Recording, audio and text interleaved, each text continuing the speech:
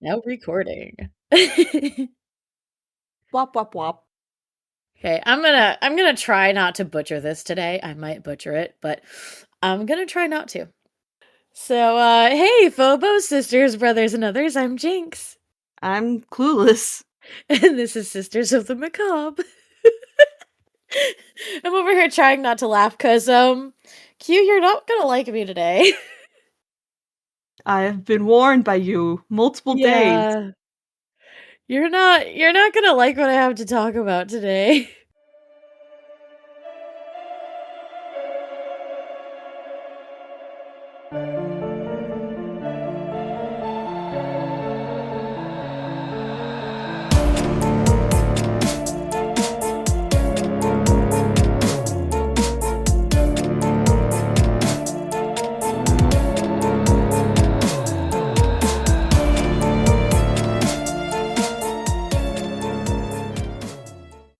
Let's go. Let's get this through. Get this over with. What have you got in the chamber for me?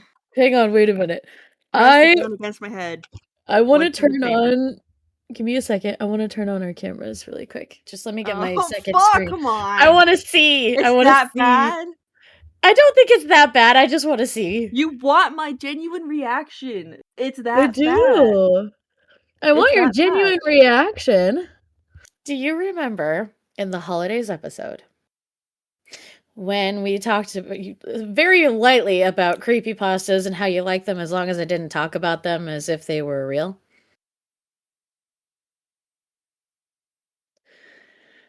I did some research.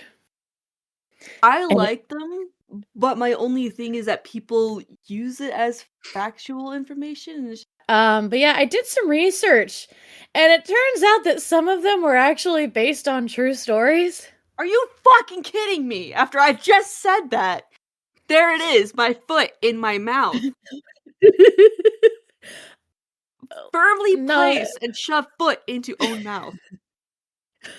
Okay. yeah, one of which being the Russian sleep experiment. She's just staring at the camera with her mouth wide open. Yeah, yeah. The Russian sleep experiment creepypasta is based off of actual events that happened. And we're gonna talk about that today. Ah! I'm gonna need that fucking energy drink. Same though, cheers. Fuck. I know about Yep. it. Not the actual story, but I know enough about the fucking creepypasta to know that that's a fucking bad thing. So God. I figured I would read the creepypasta, and then I will go over the research that makes it real. Give it to me, baby. Uh-huh. Okay, we can turn off our cameras now. I just wanted to see your reaction. No, you're gonna see my reaction throughout the entire fucking video. What is that? Calendula. It's calendula. What They're is calendula? flowers. So it's a flower, and it's really good for bringing in positivity and like happiness and joy. I used it in a self-love spell jar. 2 of them actually. Yeah, Sorry. because It was out of yeah. screen. Yeah, it's okay. It's because I got the order. I got an order for several spell jars, so I was working on those, and all of my fucking ingredients are still on my fucking table. There's so much shit just right here. Like I've got my peppermint and a lot of other shit. My table's a mess. The last time I tried making a fucking self-love jar, it ended up smelling like chlorine at the How'd end you of do it. that? I don't know. The Alright, hell have you did ever you walked into a mix? Leslie's pool supply store? It smelled like that! The inside of a fucking store! I don't know how it happened! But it worked! Okay. And like, yeah, that was a dead flower that was in it came back to life. And then Oh, when they all started nice. like they started like doing this thing that I was just like, okay, I should probably replenish you, but then when I opened it, it smelled like fucking chlorine. It's like, ooh, something. Wait. Yeah. Okay. So it works, but like, fuck.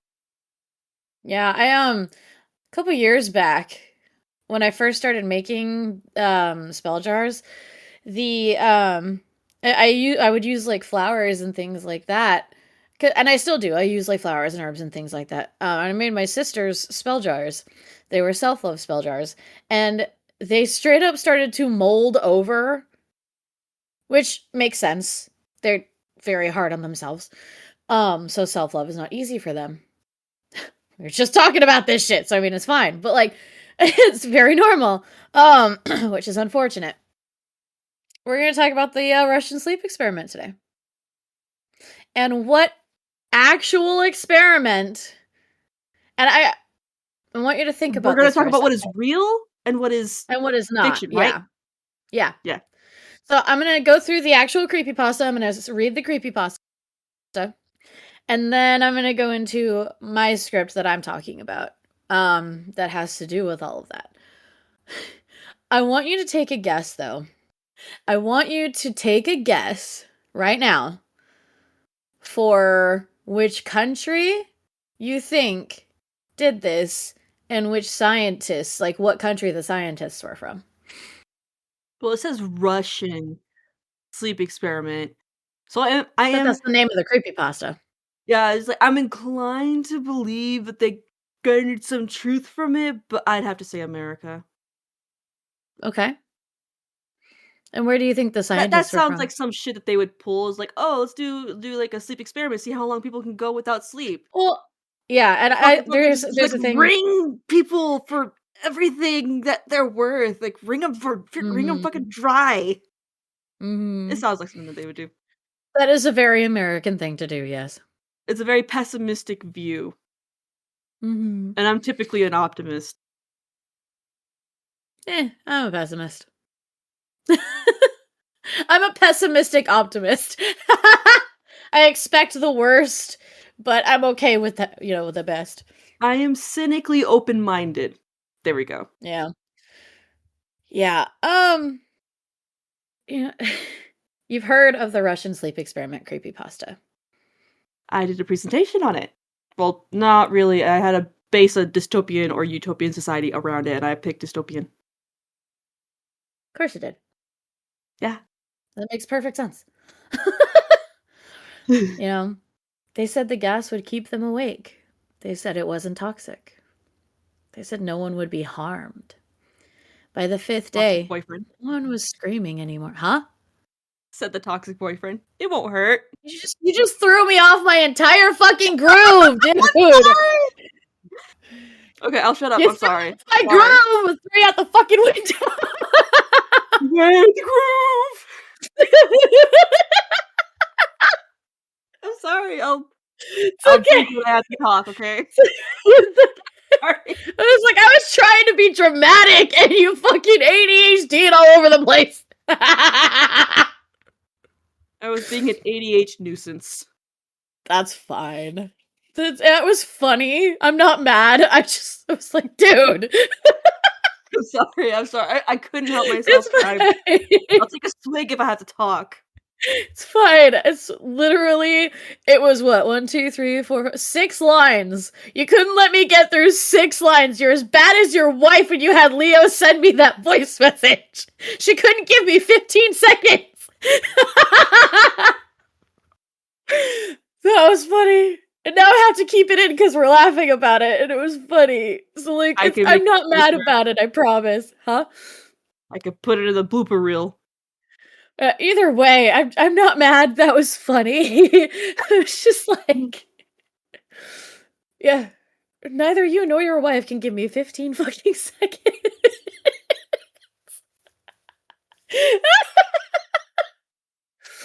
We don't want this All to end right. too.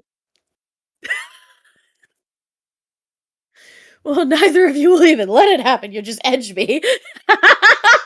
Yeah.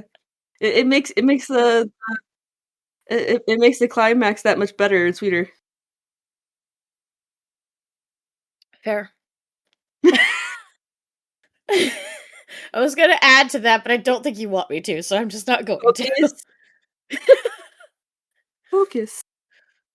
All right, I'm gonna try this again. Yes. Just keep that. Let me get through 6 lines and then we'll be okay. And now I have to leave this whole thing in because we're laughing, and it's funny. So now I gotta try. Now I have to come back down to be dramatic. Jesus Christ. This is ADHD at its finest. Yeah. My energy drink has not kicked in yet. My meds have not kicked in yet. I'm self-medicated. 1 can a day. Yeah. Same. Except sometimes it's 2. Because, life. But, okay. Be dramatic. Be dramatic. Keep your mouth shut! I'm sorry. Y'all can't see this, but she's like covering her mouth with both hands. Okay, alright. 6 lines, then we'll be okay. Blah, blah, blah. I can't even keep a straight face anymore. Okay. They said the gas would keep them awake. They said it wasn't toxic. They said no one would be harmed. By the 5th day, no one was screaming anymore. And that's when the scientists knew something had gone terribly wrong. Today we're not talking about fiction. Today we're talking about the real experiments that made the Russian Sleep Experiment Creepypasta feel a little too believable. It'll be okay, said the toxic right? It won't hurt. So, trigger warning. Huh? It's not what it's for! Oh no, they're not talking as much. Something's wrong. They stopped talking. They stopped screaming. Sadistic bastards. Anyway. It's not fun anymore when you're screaming! It's like Vox when he electrocutes Angel. Oh, you scream so sweetly every time. Jesus. Anyway, I don't know why that's where my brain went. I'm wearing a Luna t-shirt. I mean, it's gonna be there. So anyway, today's episode does contain a trigger warning. There are descriptions of real human experimentation, psychological torture, and medical abuse. So, the Russian sleep experiment is one of the most infamous creepypastas ever written. A sealed chamber, a mysterious gas, 5 prisoners forced to stay awake for 15 days, bodies mutilated, minds destroyed, and a final chilling line. We are you. I don't like that. Mm-hmm. For many reasons. And here's the uncomfortable truth. Nothing in that story is impossible, because governments have already done worse. I'm shaking my head in disappointment. Yeah, I know. Full on SMH. Also, for everyone listening, I'm sorry if my voice is a little off. I'm sorry if I'm coughing a lot. I was sick for a little while, and, like, the sickness has gone away. Like, I feel completely fine. But, you know how... Huh? She's down with the sickness, guys. I'm quite disturbed, yes. Fucking love that song. But yeah, so I'm completely fine. Like, I feel 100%. I'm okay. It's just the lingering cough and mucus that's getting me. And I knew I shouldn't have taken a medication because I have cold and flu medication that helps to kind of get rid of it.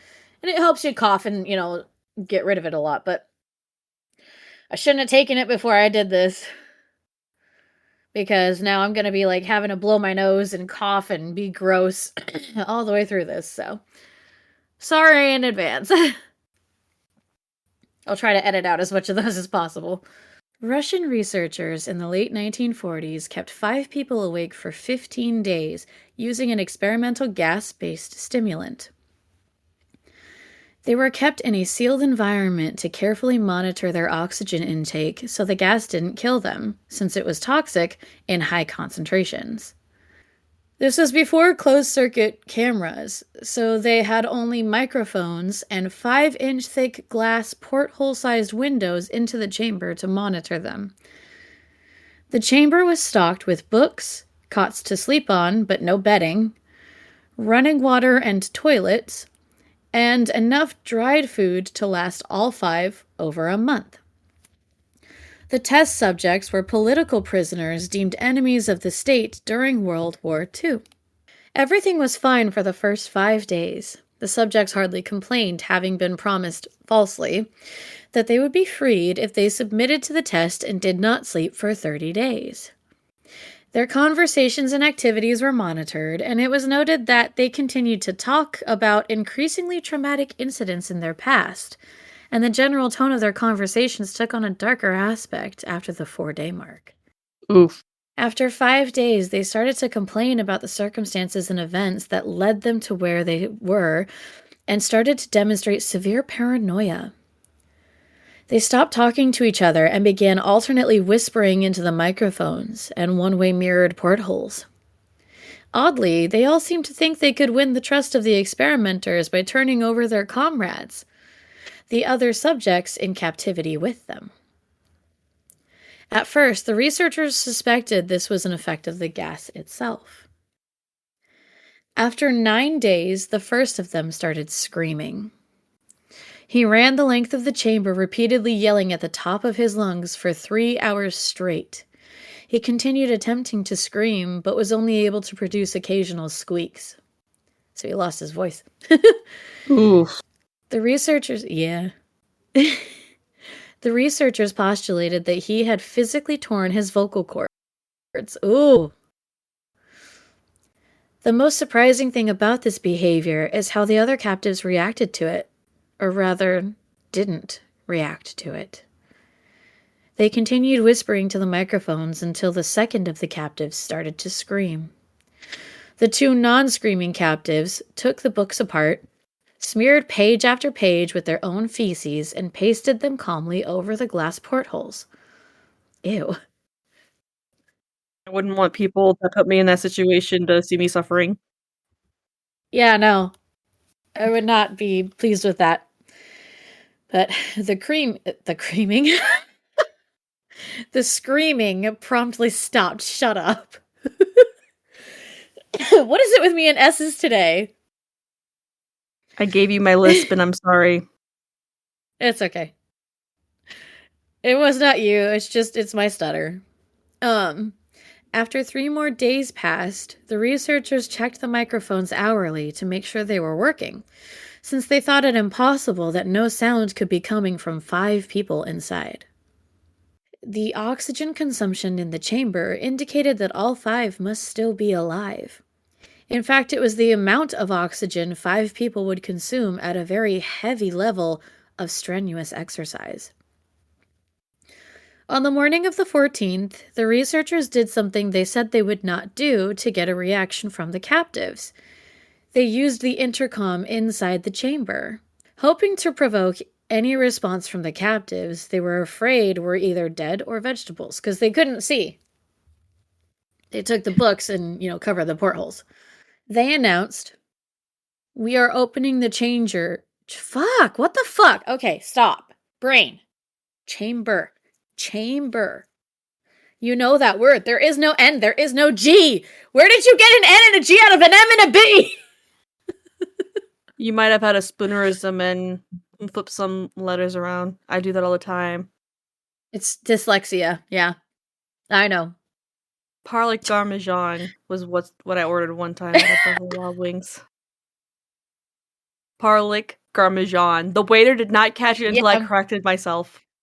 And then he was just like, "Oh, you did say that wrong." It was just so smooth. Nobody caught it. Yeah, because you don't realize it. In one of the episodes, neither Snacks nor I caught it, and this was before you joined. This was back in 2021. I meant to say Attorney General. What I said was Eternal Genery, and nobody caught it. Nobody caught it. I caught it in like the editing, so I made a note at the beginning. I was like, "Hey guys, just so you know, at this time I said Eternal Genery. I meant to say Attorney General." So, it's okay. It happens. It's okay. But this is a prime example of dyslexia where the word is chamber, but my dyslexia said changer. I'm going through changes. All right. So they announced, "We are opening the chamber to test the microphones. Step away from the doors and lie flat on the floor or you will be shot. Compliance will earn one of you your immediate freedom." To their surprise, they heard a single phrase in a calm voice response. "We no longer want to be freed." Debate broke out among the researchers and the military forces funding the research. Unable to provoke any more response using the intercom, it was finally decided to open the chamber at midnight on the 15th day. The chamber was flushed of the stimulant gas and filled with fresh air, and immediately voices from the microphones began to object. 3 different voices began begging, as if pleading for the life of the loved ones, to turn the gas back on. The chamber was opened, and soldiers were sent in to retrieve the test subjects. They began to scream louder than ever, and so did the soldiers when they saw what was inside. 4 of the 5 subjects were still alive, although no one could rightly call the state that any of them were in life. The food rations past day 5 had not been so much as touched. There were chunks of meat from the dead test subject's thighs and chest stuffed into the drain in the center of the chamber, blocking the drain and allowing 4 inches of water to accumulate on the floor. Huh? Is it water? Precisely how much of the water on the floor was actually blood was never determined. There's an answer to your question. All 4 surviving test subjects also had large portions of muscle and skin torn away from their bodies. The destruction of flesh and exposed bone on their fingertips indicated that the wounds were inflicted by hand, not with teeth as the researchers initially thought. Closer examination of the position and angles of the wounds indicated that most, if not all of them, were self-inflicted. Crazy is what crazy does. The abdominal organs below the ribcage of all 4 test subjects had been removed. While the heart, lungs, and diaphragm remained in place, the skin and most of the muscles attached to the ribs had been ripped off, exposing the lungs through the ribcage. All the blood vessels and organs remained intact. They had just been taken out and laid on the floor, fanning out around the eviscerated but still living bodies of the subjects. The digestive tract of all 4 could be seen working, digesting food. It quickly became apparent that what they were digesting was their own flesh that they had ripped off and eaten over the course of days. Okay. They cannibalized themselves. That reminds me of a different story, but continuing on. Okay. Most of the soldiers were Russian special operatives at the facility, but still, many refused to return to the chamber to remove the test subjects. They continued to scream to be left in the chamber and alternately begged and demanded that the gas be turned back on, lest they fall asleep. To everyone's surprise, the test subjects put up a fierce fight in the process of being removed from the chamber. One of the Russian soldiers died from having his throat ripped out. Another was gravely injured by having his testicles ripped off and an artery in his leg severed by one of the subject's teeth. How the fuck? Ah! Yeah, that brings a new meaning to low-hanging fruit, I guess. That was low even for you.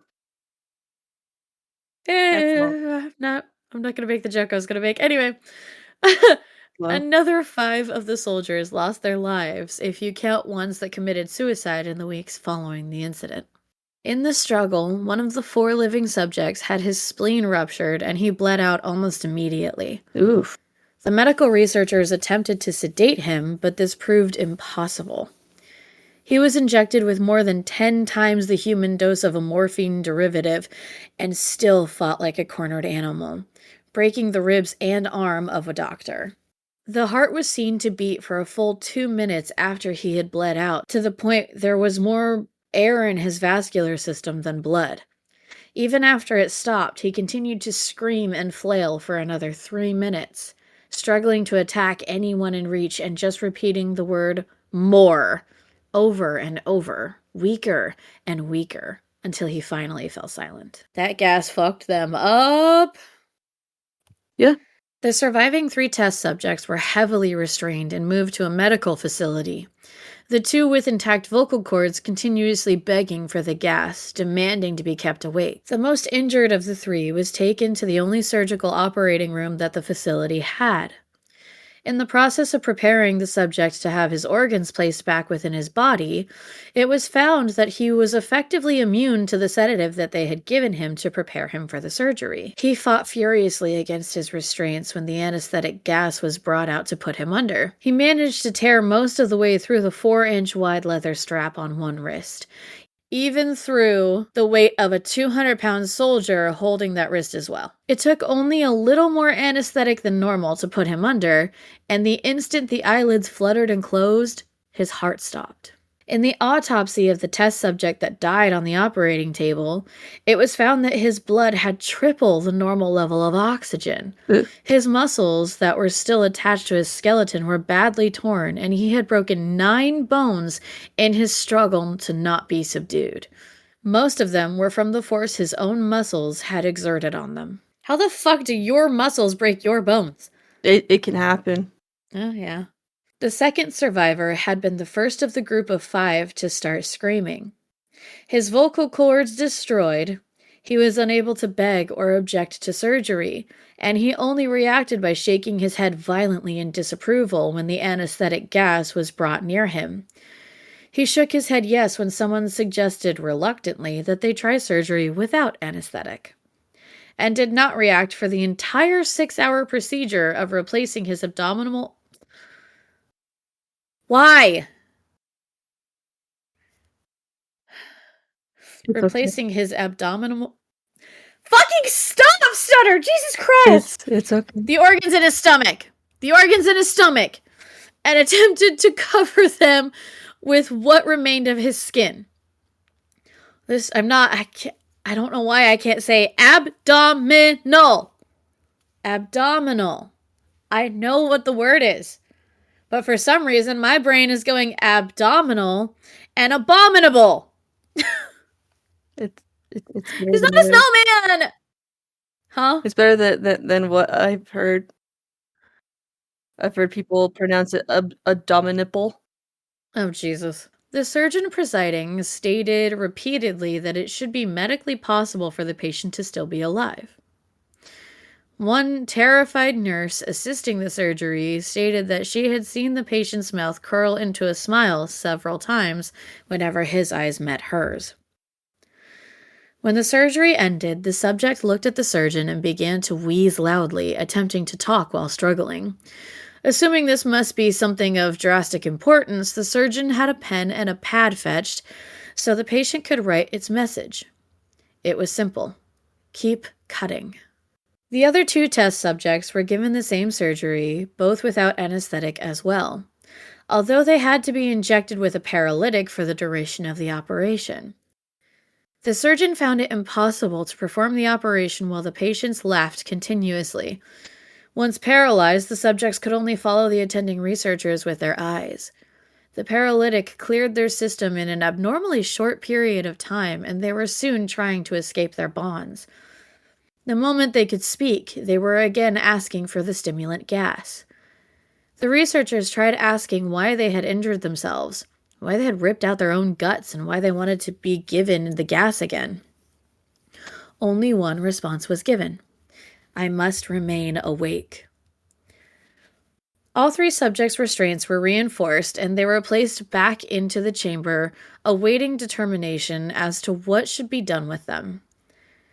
The researchers, facing the wrath of their military benefactors for having failed the stated goals for their project, considered euthanizing the surviving subjects. The commanding officer, an ex-KGB, instead saw potential and wanted to see what would happen if they were put back on the gas. The researchers strongly objected, but were overruled. In preparation for being sealed in the chamber again, the subjects were connected to an EEG monitor and had their restraints padded for long-term confinement. To everyone's surprise, all three stopped struggling the moment it was let slip that they were going back on the gas. It was obvious that at this point, all three were putting up a great struggle to stay awake. One of the subjects that could speak was humming loudly, continuously. The mute subject was straining his legs against the leather bonds with all his might, first left, then right, then left again, for something to focus on. The remaining subject was holding his head off his pillow and blinking rapidly.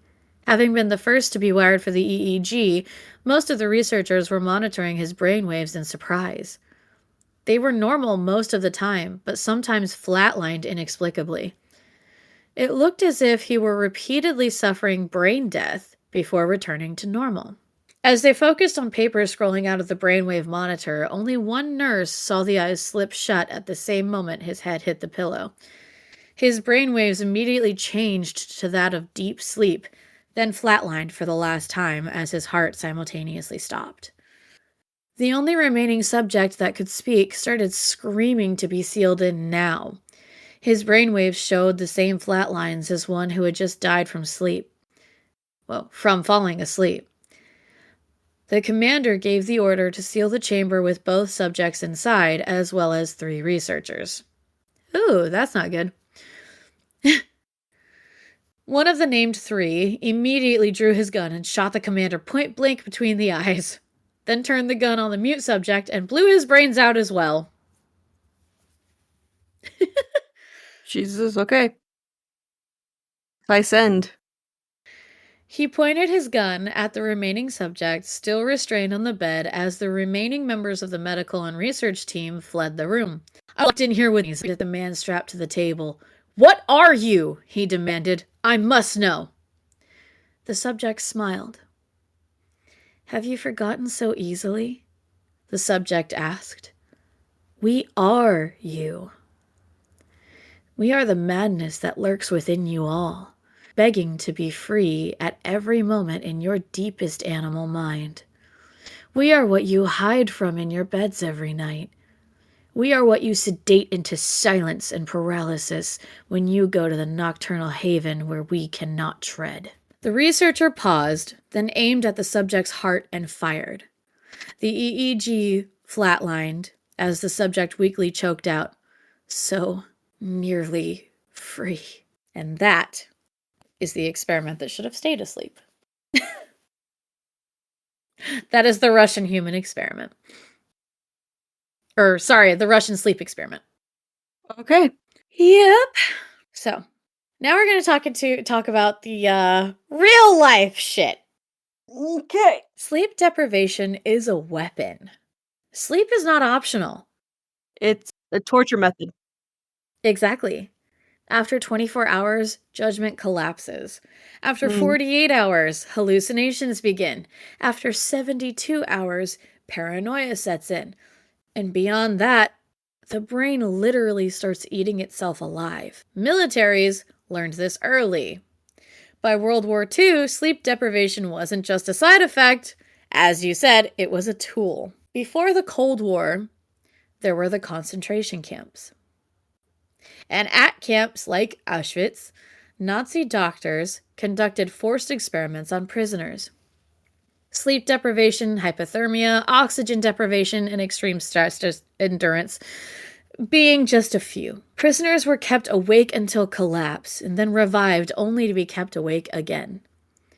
Some screamed, some went silent, some begged to be killed. After the war, something arguably more horrifying happened.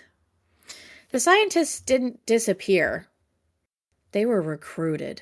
Now, The United States secretly brought Nazi scientists to America. Their research, gathered through torture, was rebranded as valuable intelligence. And it included human endurance limits, effects of prolonged deprivation, psychological breaking points, everything that they did in the camp. The Soviets did the same. And not unlike the race into space, the race for intelligence began. The USSR didn't believe in consent. They took whomever they wanted for these experiments. Could have been prisoners, political dissidents, gulag inmates. They were all expendable. Soviet researchers explored sleep deprivation combined with confinement, isolation chambers, stress-induced psychosis, and chemical inhalants affecting cognition. Sound familiar? Yep. All too. They didn't use a mysterious gas the way the creepypasta claims, but they did experiment with airborne chemicals, stimulants, and environmental manipulations. Subjects were observed until they were either hallucinating, they turned violent, or simply stopped responding. Some tore at their own skin. Some attacked others. Some begged to sleep and were denied. Again, all very reminiscent of the creepypasta we just talked about. But the West was no better. While the Soviets experimented in secret, the CIA did it behind paperwork with Project MK Ultra. It tested sleep deprivation, sensory deprivation, psychoactive drugs, isolation, repetitive interrogation, and much more. Subjects were told nothing. Some were prisoners, some were hospital patients, and some were just unlucky people plucked up off the streets. In sensory deprivation tanks, people saw figures that weren't there, heard voices, and lost their sense of self. One subject reportedly said, "I no longer know where I end." That line could have come straight from the Russian Sleep Experiment Creepypasta. Yeah. Yeah.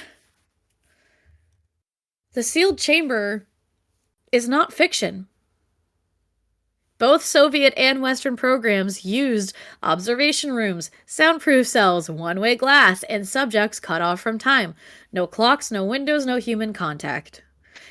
As we remember in the creepypasta, it was the two-way mirrors, or one-way mirrors or whatever, where you could see in, but they couldn't see you. They couldn't see out. People who were trapped long enough forgot who they were. When asked to describe themselves, some couldn't. Others responded with rage or laughter. The Russian sleep experiment feels so real because governments have sacrificed prisoners. Scientists have ignored suffering. Sleep deprivation does cause madness, and observation has replaced compassion. The only fictional part is that the scientists were surprised.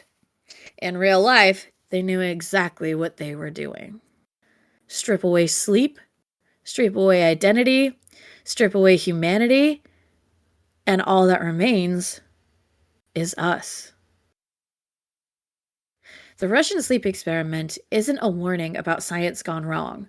It's a mirror, and the reflection is uncomfortable. Some stories are fiction, some are history, and sometimes the only difference is what we're willing to admit. And that was a very dramatic episode of creepypastas being more based off of truth. And some of them are. There's more than just this. I looked it up. You can't. Technically, you don't die from lack of sleep. You just die from the side effects. Yeah. With a lack of sleep, if you don't sleep long enough, you can actually be sent into a coma. Mm-hmm. Side effect. But you won't die. Yeah, exactly. You won't die from lack of sleep, but you can go mad. You can be sent into a coma. I mean, there's so much because you're not getting that REM sleep, so your brain isn't able to refresh and focus. You lose the ability to focus. You lose the ability to function as a human being. Your brain starts tricking itself into thinking there's a reason why I'm awake, and that's kind of where the paranoia gets you. Why am I awake? I haven't slept in 2 days. Is there a threat? Something's after me. Holy shit, I see something in the Exactly. That's where the paranoia and the hallucinations come. But yeah, that was the creepy episode. I'm gonna have so much fucking editing to do. But I think I might make this a I'm so sorry. It wasn't even you. Most of it was me. A lot of it was both of us. Yeah, that's fair. I mean, I have fun with it. I just get frustrated with myself more than anything. It is what it is. But anyway, I might make this into a series where I take creepypastas that were based off of actual events. I'm still gonna talk about other creepypastas too, like for fun. But yeah, that's where we're at. I tried to make that episode a little bit more dramatic than I have with any of my other ones. So we'll see how that actually translated. I don't know. Anyway, if you want to send us an email, we are sistersofthemacabre@gmail.com. You want to find us on social media, we are Sisters of the Macabre Podcast and SOTM Podcast page on Facebook, and on Instagram, we are SOTM Podcast 1. I want to go take a nap now. Fair enough. No, it's 11:40. There's no way. But anyway. Okay, thanks. We love you. Bye. Bye.